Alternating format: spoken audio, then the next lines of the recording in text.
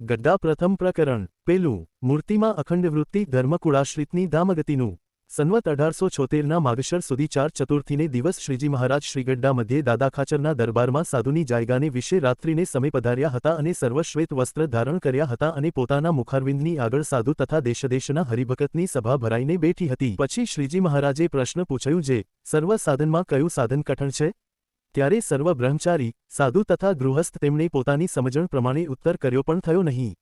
પછી શ્રીજી મહારાજ બોલ્યા, જે લ્યો અમે ઉત્તર કરીએ, જે ભગવાનના સ્વરૂપમાં મનની અખંડ વૃત્તિ રાખવી તેથી કોઈ સાધન કઠણ નથી, અને જે મનુષ્યના મનની વૃત્તિ ભગવાનના સ્વરૂપમાં અખંડ રહે છે તેને તેથી બીજી અધિક પ્રાપ્તિ શાસ્ત્રમાં કહી નથી.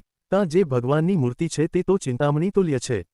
જેમ ચિંતામણી કોઈક પુરુષના હાથમાં હોય તે પુરુષ જે પદાર્થને ચિંતવે તે પ્રાપ્ત થાય છે, તેમ ભગવાનની મૂર્તિને વિશે જેના મનની અખંડ વૃત્તિ રહે છે તે તો જીવ, ઈશ્વર, માયા અને બ્રહ્મ એમના સ્વરૂપને જો જોવાને ઈચ્છે તો તત્કાળ દેખે છે તથા વૈકુંઠ, ગોલોક, બ્રહ્મમહોલ એ આદિક જે ભગવાનના ધામ તેને પણ દેખે છે.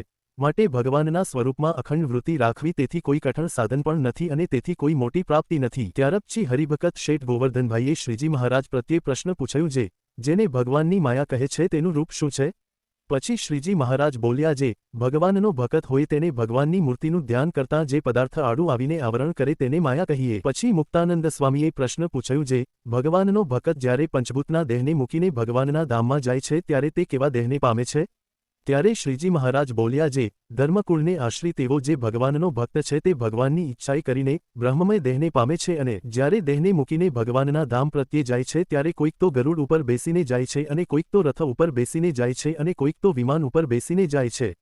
એવી રીતે ભગવાનના ભક્ત ભગવાનના ધામમાં જાય છે, તેને યોગસમાધિવાળા છે તે પ્રત્યક્ષ દેખે છે. પછી હરિભક્ત ઠક્કર હરજીએ શ્રીજી મહારાજને પૂછ્યું, જે કેટલાક તો ઘણા દિવસ સુધી સત્સંગ કરે છે તો પણ તેને જેવી પોતાના દેહ અને દેહના સંબંધીને વિશે ગાઢ પ્રીતિ છે તેવી સત્સંગમાં ગાઢ પ્રીતિ નથી થતી, તેનું શું કારણ છે?